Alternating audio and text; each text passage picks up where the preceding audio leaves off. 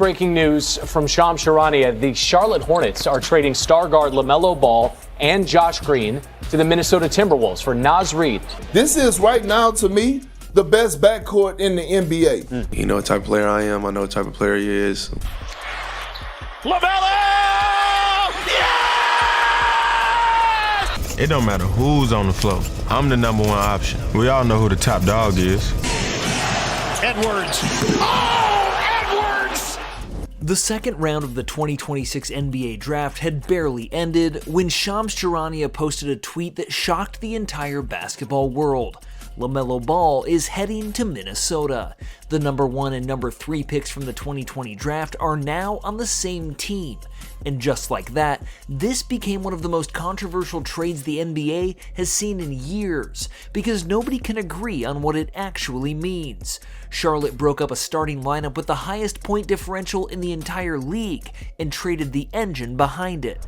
Minnesota emptied its front court and sent out 7 draft assets for a player who's missed 37% of the games he's been eligible to play. So what exactly are the Wolves building here?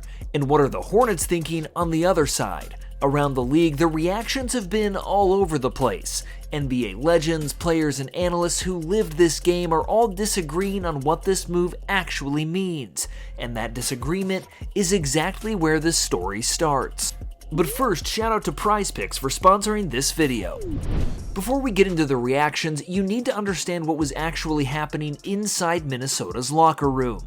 After back-to-back trips to the Western Conference Finals, the Wolves were eliminated in the second round by the San Antonio Spurs this past season. And the last image anyone has of Anthony Edwards from that series is him walking over to dap up the Spurs with 8 minutes still left on the clock. That was the image of a man who is fed up with losing. Logically, a team with this much upside should grow together over the years. However, after being knocked out by 4 different teams over the last 4 seasons, it's become obvious that Chris Finch's squad has hit a certain ceiling. ESPN's Brian Windhorst was the first to pull back the curtain on what was really driving this. Minnesota, this is a move to get Ant Edwards the kind of backcourt running mate that he needs. Ant Edwards was a guy that people, after Giannis getting traded, were like, is this the next star player to be traded? He has watched Karl-Anthony Towns go to New York in a trade that ended up not working out and win a championship. Where is his mind, his head at? He's tired of being double teamed. They get him a dynamic scorer in the backcourt. You throw a double team in Ant Edwards with LaMelo Ball on the court, you are playing with fire. LaMelo will drop 10 3-pointers on you in the blink of an eye. And so this is what their move is. To accomplish this, they are basically emptying their coffers. They are giving up, because this is going to end up sort of combining with the Julius Randle deal. They're trading 2 of their 3 best big men. Okay, in a Western Conference where everybody's getting bigger, they're trading big for small here. You know, including Randle and Naz Reid, who's an incredibly highly respected and valued player, to Charlotte. Right. Last season, 61.3% of Edwards' three-point attempts were self-created, off the dribble, off the pull-up, off pure force of will. He shot 49.6% on catch-and-shoot threes, but only 35.3% off the dribble. That 14% gap is the 3rd widest split in the entire NBA among volume shooters, which means the more Edwards had to create his own shot, the less efficient he became. The Timberwolves, even after acquiring Julius Randle and Dante DiVincenzo, never found the piece that could solve their biggest problem. In LaMelo Ball, they finally saw it. An elite 6'7" playmaker with extraordinary court vision, dynamic passing, and scoring ability. Ball finished 5th among all point guards in total assists while knocking down the 2nd most three-pointers this season, just 1 behind his former backcourt partner, Con Knippel. But beyond the box score, Minnesota believed his greatest value was how he'd elevate everyone around him. And if you subscribe, we'll elevate your feed too. Unlike this trade, it'll cost you nothing but a click. Now, Kendrick Perkins echoed that exact belief, arguing that LaMelo's arrival could be exactly what the Wolves need by taking some of the offensive burden off Edwards. LaMelo had the ball in his hands for 21% of his minutes this season, compared to Edwards' 17%, giving Minnesota a true primary creator. That would obviously allow Edwards to spend more time playing off the ball, attacking catch-and-shoot opportunities, and operating in space, something he rarely got to do with DiVincenzo as the Wolves' nominal point guard. We're witnessing a young backcourt that could do something special for the next 5 to 6 years. Anthony Edwards has been dying to play with a point guard of LaMelo's status. When you talk about him being able to set the table for Anthony Edwards has been one of the best three-point shooters in this league over the last 2 seasons. And now all of a sudden you have a point guard that's not only going to push the pace, not only could score the basketball, but also could set the table so that Anthony Edwards could be the best version of himself at the 2 guard. It's times that we were watching Minnesota and I felt like the usage rate of Anthony Edwards was too much. He was having to bring the ball up the floor. He was having to go out there and damn near average 30. He was having to set the table for his teammates. And we know he's gotten better in those areas, but now you put Anthony Edwards in position where all he has to do is worry about getting buckets. Oh, it's about to be hell and hot water for the rest of the league. You want to know why that claim is hard to dismiss? Because of what LaMelo did to Charlotte's offense. Not just with his scoring, but with the space and opportunities he created for everyone around him. When Ball was on the floor last season, the Hornets scored 123.2 points per 100 possessions. That is the best on-court offensive mark for any non-Nugget who averaged at least 20 minutes per game. When he sat on the bench, that number dropped to a 110.6. A 12.6 point swing. Only Jokic and Jamal Murray had a larger impact on their team's efficiency. Now imagine pairing that with Ant. Suddenly you have a backcourt where you genuinely cannot decide who to guard. Double Edwards, Ball makes you pay from deep. Load up on Ball, Edwards is already exploding toward the rim. 2 of the league's 6 most prolific three-point makers attacking the same defense at the same time. That's why Kendrick Perkins has consistently defended Ball against years of criticism. In his view, LaMelo has been unfairly labeled throughout his career, and last season showed a more mature, controlled version of the Hornets star than many people are willing to acknowledge. But believing in LaMelo changes the conversation, because if he's really the missing piece, then Minnesota isn't building for tomorrow anymore. They're trying to win now.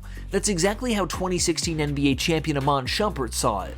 Minnesota, I'm basically only on winning. I look at winning. Charlotte, you're going to have some time that's going to happen. With Minnesota, they were in a situation where it's like, y'all need to move the needle or else things are going to start shifting around. That's right. To him, there was only one logical conclusion. You don't trade for a player like LaMelo Ball, give up an unprotected 2033 first-round pick, 3 first-round swaps, 3 second-round picks, and your money just to stay patient. You go all in. The Timberwolves have tied Anthony Edwards' championship window to LaMelo Ball. If Ball stays healthy, the payoff could be enormous. If he doesn't, there isn't an easy way back. Charlotte controls much of Minnesota's draft capital for the next decade. But the moment Shumpert finished making that case, another NBA champion offered a completely different perspective. Before we continue on, I want to quickly talk about today's video sponsor, Prize Picks, and why it's the best daily fantasy sports app on the market. The World Cup is ramping up, and I wanted to channel some of the excitement into a few picks that really caught my eye. I picked a lineup of Virgil van Dijk to go more on 68.5 passes attempted, Erling Haaland to go more on 0.5 goals scored, and Michael Olise to go more than 0.5 goals plus assists. Van Dijk, the captain of the Netherlands, is one of the veteran players in the World Cup. Not only does he hold down the back line for the Netherlands, but his ability to attack from the back line provides wonders for the team. He's had more than 68.5 passes attempted in every game so far in the World Cup. One of the top goal scorers in the entire world, Erling Haaland for Norway, has given them an opportunity for a Sweet 16 appearance. What lies in the way? Ivory Coast. He has 4 goals in 2 games he's played during the group stage, and I love for him to get on the board for Norway. It's no surprise that France looks like an early favorite for this year's World Cup. The stats tell you Mbappe and Dembele are the main reasons why. Michael Olise is the engine behind this attack. And with the added pressure of Mbappe and Dembele, I love Olise to go more than 0.5 goals and assists in this match. It's a solid 3-time payout as a flex play or a 4.25-time payout as a power play. I personally played this lineup as a power play.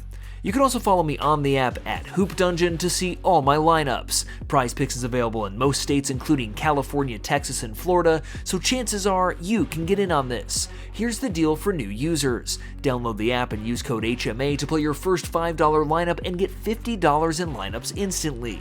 The link is in the description. And I think they've taken steps backwards since the Cat trade. They have gotten to the Western Conference Finals since then, but I think that was due to the matchups and injuries. So somewhat lucky to get there. They are a good team. They play. They made me believers after they beat Denver this past year. But when you let go of both your bigs, Naz Reid, who's a great stretch 4, can play the stretch 5. Julius Randle can play it out on the floor, who you traded for in the Karl Anthony Towns trade. When you let both of those guys go and all you have is Rudy Gobert there, and of course, Mr. Marks talked about Berger being the next biggest guy off the bench. You don't have much size or rim protection. And when most teams like to go 5 out against Rudy Gobert, he becomes a guy that is tough to play. Yeah. So in the West, also you need those big lineups. People are doubling up on their big men now. You see in Houston, they have Steven Adams and Sengun. And you got Jokic, you got Wemby, Karl Anthony Towns, Mitchell Robinson, all these bigs, Joel Embiid. You have to be able to match up and play against these teams in the future in the playoffs. So if you don't have size in those bigs, and shooting, they have guys that can score and they're capable of shooting, but not shooters around them. Yeah, they went down 4-2 to the Spurs, right? You don't have enough shooting with this roster, you don't have enough big men, so they have a lot of work to do, like Bobby Marks said. During his appearance on SportsCenter, 3-time NBA champion and ESPN analyst Danny Green vocalized his understanding of how exciting this trade could be, while also voicing his confusion at the Timberwolves' decision. LaMelo Ball, Anthony Edwards, that fit, that backcourt there in Minnesota. I mean, I think at first most people are excited. Like, this is going to be an exciting backcourt. They have a lot of superstardom. They can make highlight plays. But I'm a bit confused in the direction that Minnesota is going in. You let go of your big men. You only have Rudy left. Naz Reid was a good stretch forward. Julius Randle was able to start the offense, pick and pop as well. So they had some great pieces at that position. But now they're very guard heavy. And again, I don't know if this is a step back. It seems like it's a step back right now, but sometimes you might need a step back to take a step forward. But yeah, right now they have some work to do to fill out the rest of their depth sheet and their roster to get some shooting and some big men around them.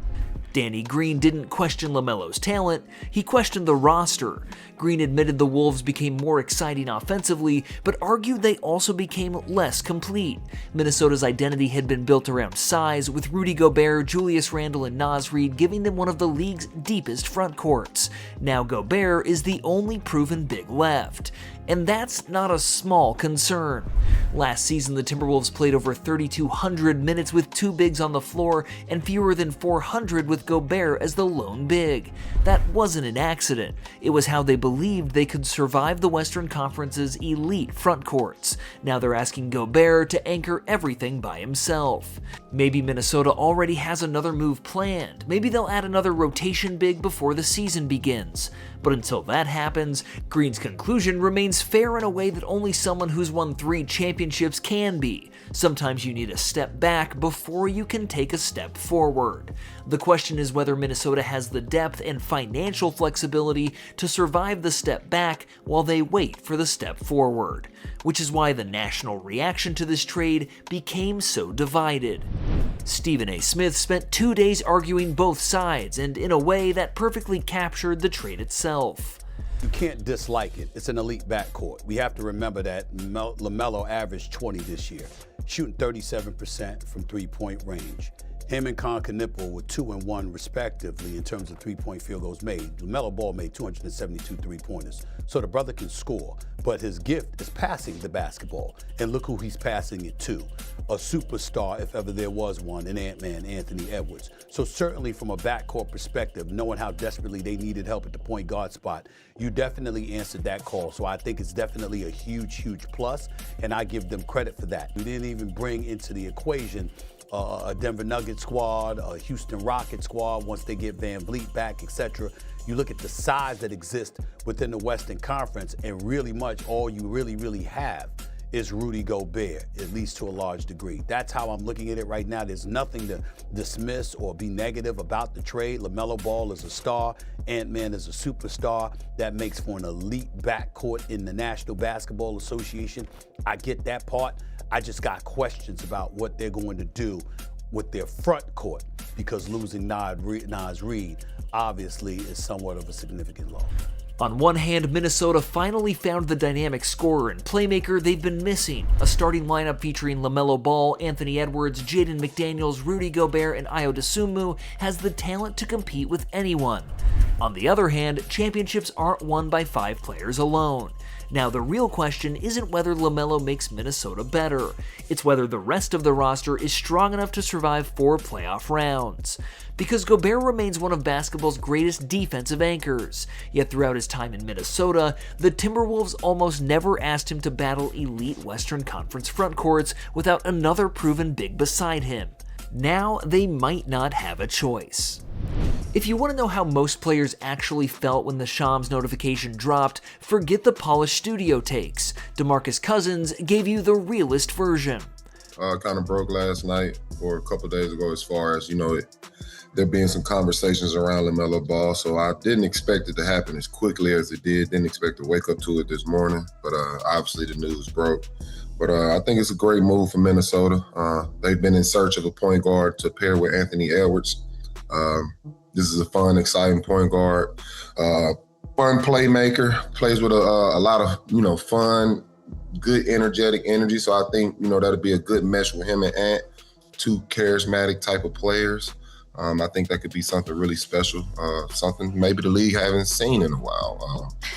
I think it can open up Anthony Edwards' game a lot as far as the way they pick up the pace. LaMelo plays with a pretty fast pace, so I expect their team to play a lot faster. I'm basing off where their roster is right now. I'm assuming they go with a 3-guard lineup and add Ayo in there as well, possibly move McDaniels to the 4. And like I said, I think this is a team that's looking to play a lot faster than they were before. So this could be a plus for them. Pairing one of the league's fastest playmakers with one of its most explosive scorers has the potential to turn Minnesota into one of the NBA's most dangerous transition teams overnight. So Cousins didn't seem worried about the talent, because he was just thinking about the adjustment. Because for the first time in his career, LaMelo won't be the face of the franchise. He'll be joining Anthony Edwards' team, where the expectations aren't individual numbers or some highlight reels, they're championships. Every possession matters, and every mistake is magnified. As Cousins knows from his experience, not every star embraces that transition as easily as people expect. He's now having to follow behind Anthony Edwards, which I believe, could be a positive for him. So I do like the pairing. I think this improves LaMelo as a basketball player, playing, meaningful basketball, playing with a leader like Anthony Edwards. And, also a leader that, has a lot of character to him as well. So in a way, LaMelo will still be able to kind of be himself, but in a more, I guess you could say, filtered way. So I think this is a plus for LaMelo and the Minnesota Timberwolves. If you've made it this far, you're not leaving now. Hit like and subscribe, because this is the best part. This is where the story shifts again. While everyone was focused on what Charlotte lost, former NBA player Charlie Villanueva had a different take. In fact, Villanueva believes the Hornets came out ahead in the deal, arguing that the addition of Naz Reid makes far more sense as the ideal complementary piece for their current roster. In his opinion, Melo never truly proved he could be the franchise centerpiece capable of leading the Hornets to success. I think they got better. Okay. I think they got better. I like Naz. I feel like the way Charlotte ended the season last year, they're on the right trajectory. Mm-hmm. Naz is a big pickup. They got the big, the Abate, whatever his name is. Mm-hmm. I'm rolling. I don't think Melo was always the right guy. I don't think if LaMelo Ball, and no disrespect, is your main guy, you're in trouble. Instead of committing another $250 million to Ball, Charlotte regained long-term financial flexibility, added one of the league's best stretch bigs, and stocked up on future draft picks. More importantly, they're building a roster around Brandon Miller and Con Knipple instead of relying on one player to create everything. Gilbert Arenas has never been one to mince his words, regardless of how harsh they may sound. And his latest criticism was directed at the Charlotte Hornets after trading away the face of the franchise. The Timberwolves is about to be on fire right now. You got two superstars. Superstars is seat fillers. You have two on the same team right now. Oh my God, they're about to be on fire. Charlotte, look, any TV game you thought you had gone. They might move y'all to Baghdad somewhere. Nobody's watching y'all anymore. We only watch because of LaMelo. That's the only reason you had viewers from outside of Charlotte. When you have a big superstar name that brings tickets, TV games, you don't get rid of them. Don't let nobody fool you. So right now, there's about to be a dip in the economy of North Carolina. But congratulations, baby. Moving on up. For years, LaMelo had been Charlotte's identity, the reason national broadcasts showed Hornets highlights. But ask someone outside of North Carolina why they watched the Hornets, and more often than not, the answer was simple. Charlotte wasn't actually trying to replace LaMelo at all. Maybe they were trying to replace the version of themselves that relied on him.